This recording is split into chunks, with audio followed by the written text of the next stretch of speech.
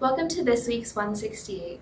You can subscribe to these videos on YouTube or you can follow us on Twitter. Have you ever been a part of a conversation or interaction? Maybe it was, more playful, or maybe it was really an argument. And you're saying these things or you're having these comebacks, and then you go away from that interaction, and all of a sudden you think of all of the comebacks or comments or thoughts that you should have said. Like you leave the place, you go home, and all of a sudden you think of, oh, that's what I should have said. This happens for me all the time, and I'll get home and I'll be in bed trying to fall asleep, and then all of a sudden in these interactions, whatever they were, whether it's just joking around with friends or it was maybe an argument with somebody, I think of the things that I should have said, which were kind of like the drop the mic comments. The stories we're going to look at today are two stories back to back, where the same question is asked twice, and there's an answer and then probably a better answer. And it's one of those interactions where I think if the people could go back, they would say, oh, I wish I would have said that in that moment. I wish that would have been my answer. But before we get into that, I want to talk about a phrase we use, or an idea we use in church a lot that's kind of confusing. We use the phrase, how is your heart? Or what's the position of your heart? How is your heart? And it's a really confusing statement, because the heart is an organ, and we say, well, it's how's my heart? Well, hopefully good. It seems to be pumping blood how it should. Or we ask, where's your heart in this? And it's like, well, hopefully in my chest. But when we use the idea of a heart, we don't mean physically how is your heart organ. What we're talking about is this idea of posture or orientation. Like, for instance, if I was talking about my wife, Lauren, and I said she has my heart, I don't mean that she physically has my heart, my organ, and she has possession of it. But I mean that my life is structured and ordered and oriented and postured in a way where she has all of me because of the commitment I have made to her.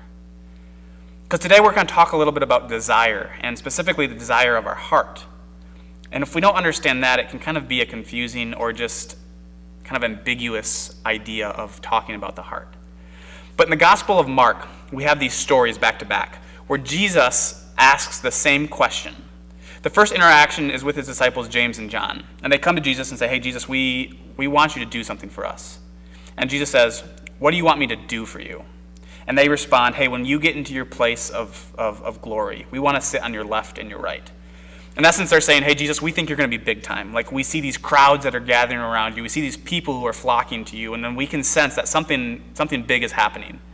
And when you get there, we want to be on your left and right. We want to be, 1A and 1B of your go-to guys. We want to have that power and that prestige that we think is going to come with you.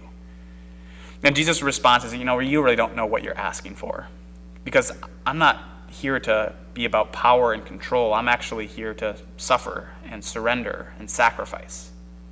So Jesus says, you don't know what you're asking.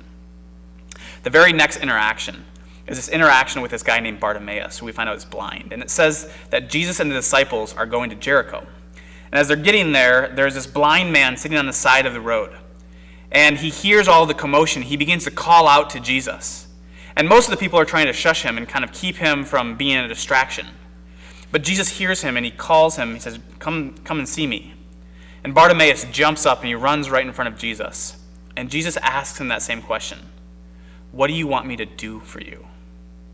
I think it's important for us here to understand this question a little bit more, because this question, what do you want me to do for you, is not just like, hey, you have one wish or you have one favor.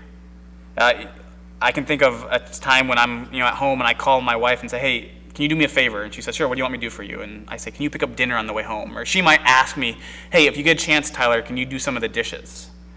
That's not what's happening here, but there's this Greek word, theo, here, which is about this deep desire and this raw intent of our desire in our heart.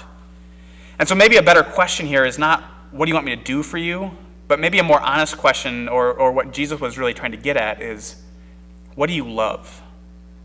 And we see that James and John respond with, hey, we want to sit at your left and right. We love power. We love authority. We love prestige and honor. And then blind Bartimaeus answers, and he says, what do you want me to do for you? Or what do you love? And his response is, I want to see.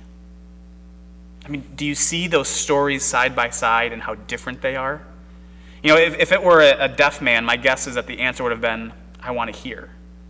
And I think there's a very real physical need that Jesus wants to address here. And the kingdom of God is about blind men seeing, and it's about hungry people being fed. And we talk about this all the time. You know, it's about deaf people hearing. But there's also this deeper spiritual content happening here.